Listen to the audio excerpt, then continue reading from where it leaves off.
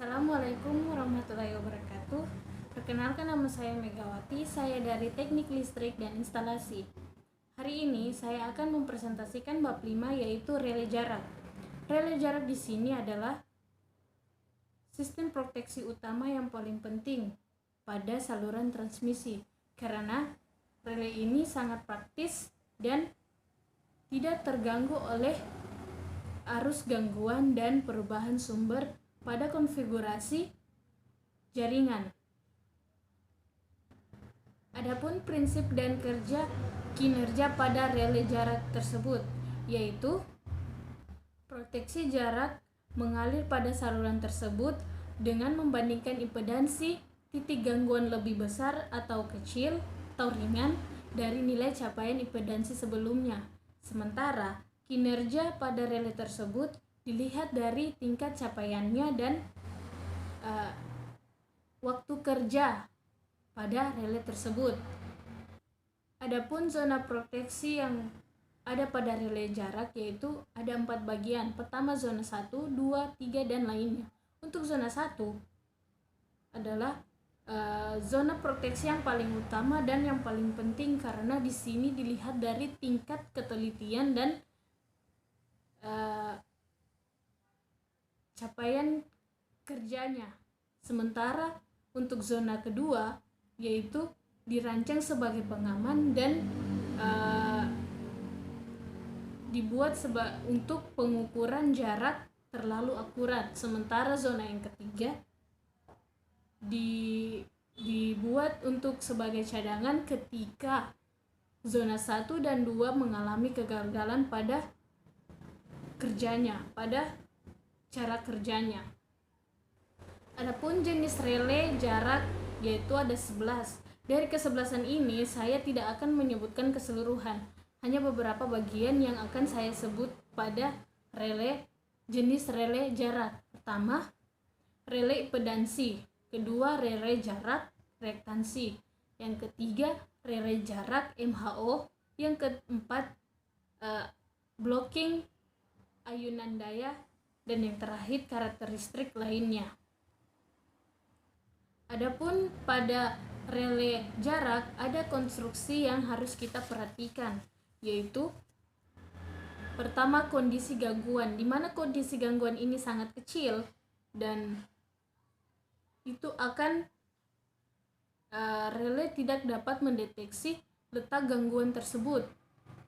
Yang kedua, terdapat berbagai lingkaran sirkuit impedansi gangguan. Dan yang ketiga, adanya berbagai jenis gangguan. Keempat, bervariasinya besar tahanan gangguan. Dan yang kelima, kesimetrian impedansi kawat yang berbeda-beda. Serta yang keenam, konfigurasi saluran transmisi. Pada relay jarak ini, persoalan aplikasi relay itu ada 8. Yang pertama, impedansi gangguan fasa, impedansi gangguan tahanan, tegangan minimum pada terminal relay, panjang saluran, capaian rendah, capaian lebih, blocking ayunan daya, dan kehilangan sinyal trafo tegangan. Adapun fitur-fitur lain pada relay jarak. Pertama, penentuan lokasi gangguan.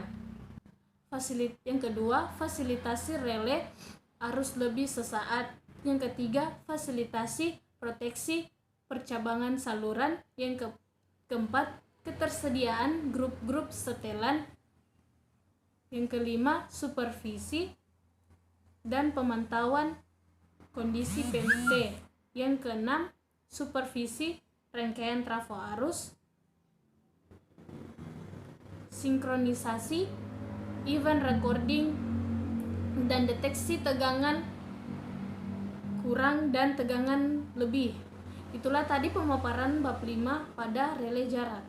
Sekarang kita memasuki pada bab 7 yaitu proteksi pada saluran kompleks. Proteksi ini ditemukan menggunakan rangkaian paralel. saluran paralel dibagi atas dua, yaitu sistem unit proteksi dan proteksi jarak. Untuk sistem unit proteksi, saya tidak akan membahasnya. Saya akan membahas saya akan membahas proteksi jarak, yaitu dibagi lagi atas dua. Pertama, gejala arus balik, dan yang kedua, capaian rendah pada saluran paralel. Untuk gejala arus balik itu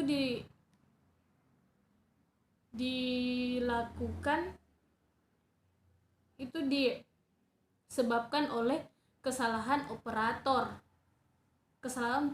pada sistem proteksi. Sementara untuk capaian rendah pada saluran paralel disebabkan oleh di luar dari skema saluran tersebut. Adapun skema unit proteksi saluran banyak gardu. Saluran ini yaitu saluran transmisi yang mempunyai 3 atau lebih terminal yang saling terhubung. Pertama, beban, pembangkit-pembangkit, dan kombinasi antara pembangkit dan beban. Adapun masalah spesifikasi yang harus kita perhatikan, yang pertama itu skema kabel pilot, skema tegangan balance translay. Kedua, perbandingan fasa dengan power line carry, dan yang keempat diferensial dengan serat optik. Adapun relay jarak pada saluran banyak gardu. Saluran ini saluran transmisi yang terhubung lebih dari satu gardu.